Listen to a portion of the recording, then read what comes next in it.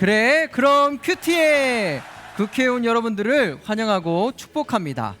여러분, 사사기 속에서 이스라엘 백성들은 시간이 지날수록 점점 더 타락의 길로 빠져 들어갑니다. 오늘 본문 미가라는 사람의 이야기는요, 한 개인뿐 아니라 한 사람뿐만 아니라 이스라엘 민족 전체가 죄로 인해 썩어 있음을 확실히 보여주는 말씀입니다. 이들의 모습이 얼마나 심각했던 것일까요?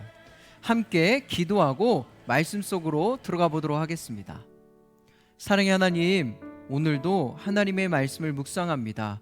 우리에게 지혜를 주시고 깨닫는 영을 부어주셔서 하나님의 말씀을 발견하고 오늘 하루 이 말씀 붙잡고 살아갈 수 있도록 인도해 주세요.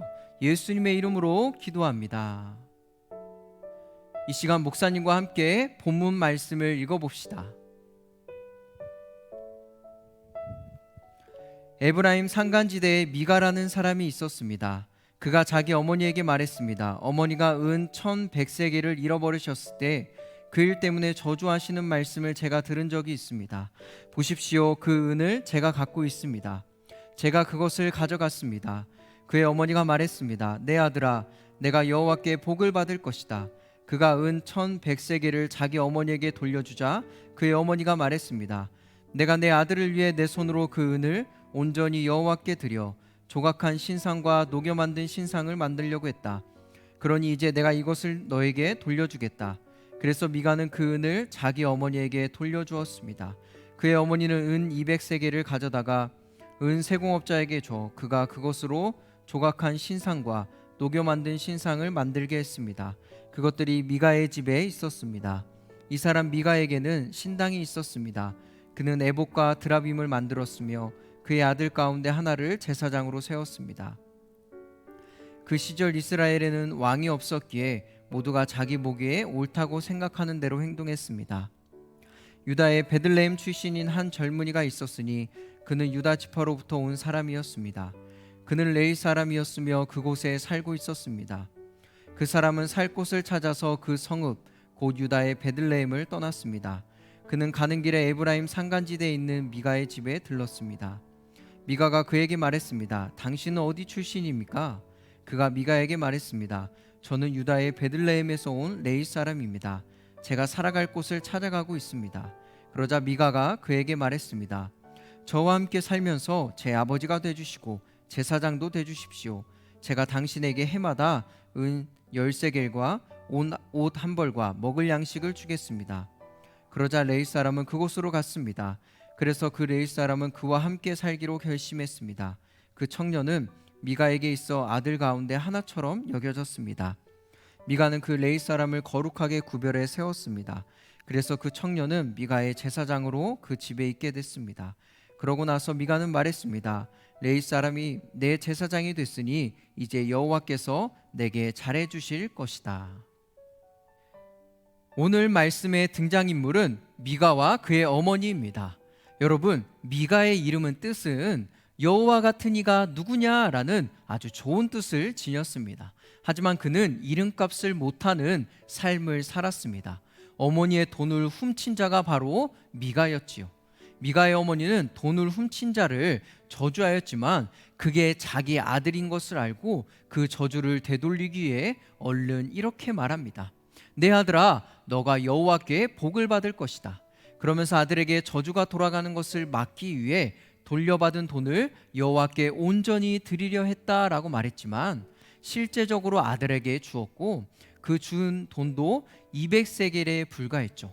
나머지 900세겔은 빼고 준 것입니다. 여러분, 그런데 더 심각한 것은 미가의 어머니는 자신이 하나님께 드리겠다고 한 돈으로 신상, 우상을 만들어 버립니다.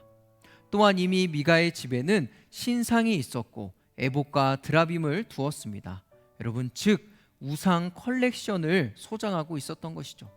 더불어 자신의 아들들 중 하나를 제사장으로 세워 그 우상이 모여 있는 신당을 관리하게 했습니다. 이와 같이 미가와 그의 가족들은 하나님이 아닌 다신을, 여러 신을 숭배하는 우상 숭배자들이었습니다. 이를 6절은 이렇게 표현해요. 그 시절 이스라엘에는 왕이 없었기에 모두 자기 보기에 옳다고 생각하는 대로 행동했습니다.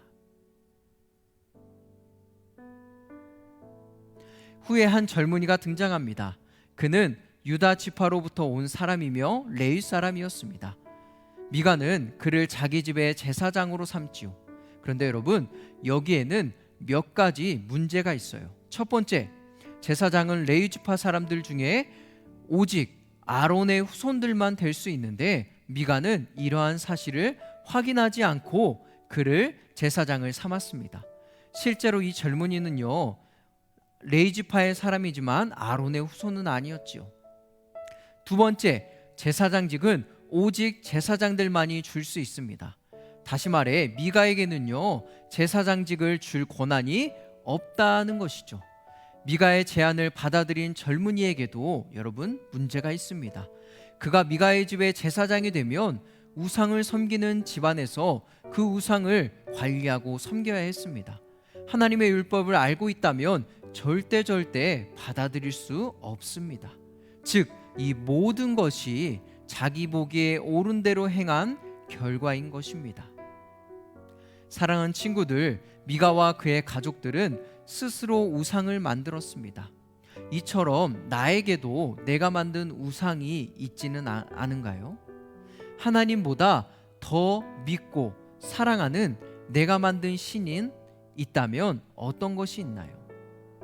그 우상이 여러분 내가 될 수도 있고 다른 어떤 것이 될 수도 있습니다. 이 시간 한번 생각해 봅시다. 더불어 하나님과 상관없이 내가 옳다고 생각하며 하는 일 가운데 혹 하나님의 마음을 아프게 하는 일은 없나요? 우리 이것도 조용히 한번 묵상해 보고 돌이키는 하루가 되기를 소망합니다. 우리 함께 기도하겠습니다. 사랑의 하나님, 이 시간 미가와 그의 가족들의 이야기를 통해서 하나님의 말씀을 듣습니다. 내 안에 있는 우상을 하나님 무너뜨리게 하시고 하나님만 바라볼 수 있도록 인도해 주세요. 내가 하는 행동들, 내가 옳다고 생각하는 것들 다시 한번 하나님의 말씀에 비추어 점검하고 하나님이 기뻐하시는 일을 행하는 오늘 하루가 될 수 있도록 주님 축복해 주세요. 말씀을 듣게 하심을 감사합니다. 말씀을 듣고 행하는 믿음과 용기 우리에게 허락해 주세요. 예수님의 이름으로 기도합니다. 아멘.